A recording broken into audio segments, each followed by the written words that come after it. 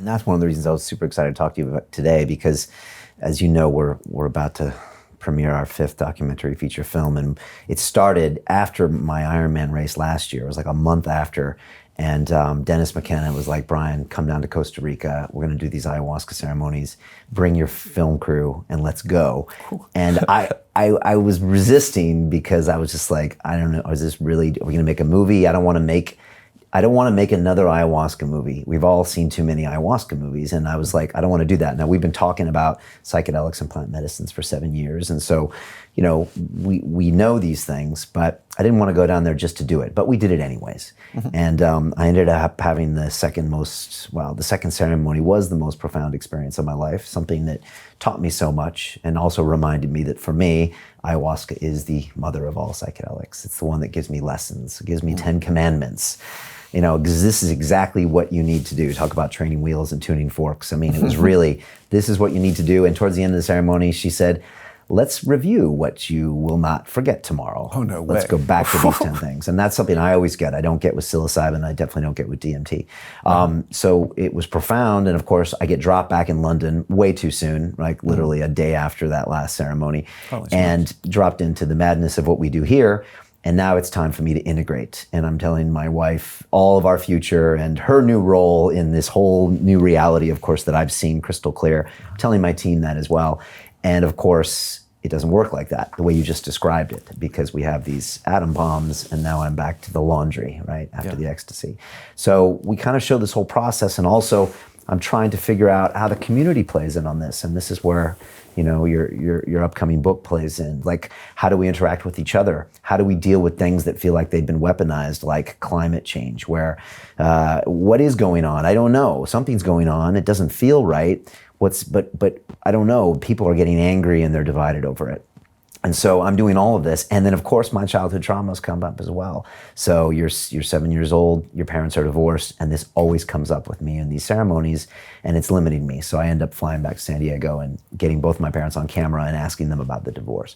So It's funny how you show up today with many of the themes that I'm struggling with, and this whole concept of quote unquote integration, which is a word that's been used a lot lately, I guess, in the psychedelic communities, which is, I guess, trying to make sense of this atom bomb and then try to find a way to bring those learnings into a new version of your life. So I don't know, based on that, everything I just dumped on you, I'm just curious of some of the things you see there. Also, I'm not expecting the greatest reception from the quote unquote psychedelic community, because sometimes it's the panacea, it's the have this experience and everything's gonna be okay. Although I'm probably generalizing, but we're trying to say it's not about that. It's another one of these peak states, and if you don't treat it the right way, it's gonna come with, you know, struggles, and if you don't do the work, it's not necessarily gonna be something you can benefit from. So that's what we've kind of learned, and we're trying to put that in 90 minutes, you know. So it's been a lot of fun, obviously, trying to do that. I don't know, what do you think of all that, Jamie? Yeah, I mean, you know, you're not alone. This is the sort of pernicious nut to crack for all of us, and I mean, I think about this a lot, because how do we reconcile what you just described? You went down to Costa Rica and had the most profound experience of your life. You know, amen, God bless. You know, nothing but gratitude for that kind of a thing, that I get to have lived a life that includes that in it. That's how I felt. Yeah. And at the same time, some bitch, man, where's the transmission? How do I take like starlight and learn to grow corn? And that transition is arguably the entire human project. And I think there's a lot of, because we've yanked it out of culture, right? We're just having these experiences and jacking into power feeds. I always think of, like, there was that Far Side cartoon of 2 mosquitoes, you know, and one of them is in an arm and he's blown up like a balloon. It's like, pull out, Hal, pull out, you hit an artery, right? And that's kind of what we're doing with psychedelic and ecstatic technologies. We are jacking in to the main vein and just literally like blowing our minds. And my sense is that, you know, one of the challenges is that the psychedelic experience is inherently antinomian, meaning it does not bow down to hierarchical authority. The number one thing is, you know, you're not the boss of me, I'm a golden god, right? And so it's very, very tricky to lay down parameters or guardrails, because everyone is so averse to submitting after the certainty, right, and the sort of almost manic inflation of those states. Yeah. But nonetheless, I think there are some potentially helpful guidelines. And one of them is the idea of sort of 80-20 woke to broke. You know, the idea that we get typically 80% of our return, of our insights, and of our laundry list of things we got to do from our first 20% of exposure to non-ordinary ecstatic experiences. But precisely because they're so asymmetrically valuable, right, we then go chasing the long tail of our imagined perfectibility. And we then sink 80% of our time, money, resources chasing that last 20%, not realizing it's a diminishing return. Like if you wanted to be a junkie, it's far better to have your second and third shots of heroin and never touch the stuff again. You want to get over the nausea the first time, and you want to have the next two, which is the absolute best it will ever be. You don't want to go chasing that, right, forever. And there's a sense for us of the sort of the opportunity cost, which is not only do we continue to overexpose the film, so actually we get more and more non-ordinary information, but it actually starts becoming muddier and more blurred and harder to find. But there's also the opportunity cost of, I've been shown what I got to do. It's hard, it's scary, it's going to require courage and grace and humor and creativity. It's going to require the best of me. Why aren't I going to do that yet?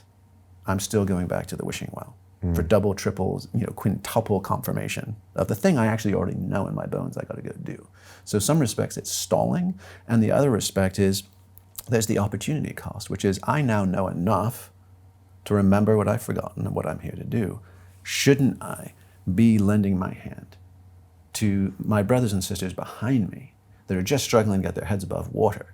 I'm trying to get the booster pack and the upgrade, but in fact, right, it's that old swing low, sweet chariot, that spiritual, if you get to heaven before I do, come in for to carry me home, right? Open up the window and pull me on through. So it's that sense of commitment and reciprocity.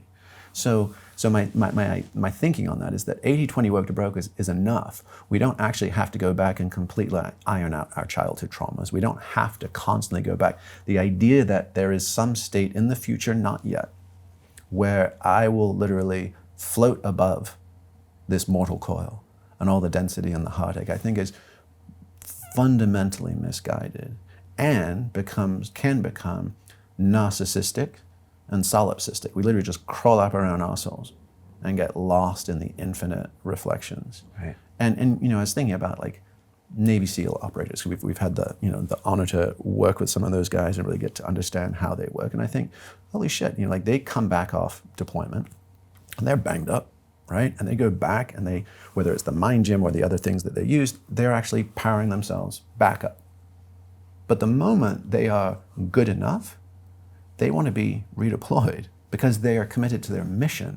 Yeah. They're not committed to now I'm going to do Pilates and now I'm going to do body work and have you heard about cupping and what about acupressure and needle? They're like power me back up so I can go back to do the thing I have pledged to go do. And it feels like in the kind of Kanchi culture there is an endless just fascination with the fixing to get ready part. Yeah, exactly. Have you tried Cambo? Have you tried gong therapy? Have you tried this and this? And yeah.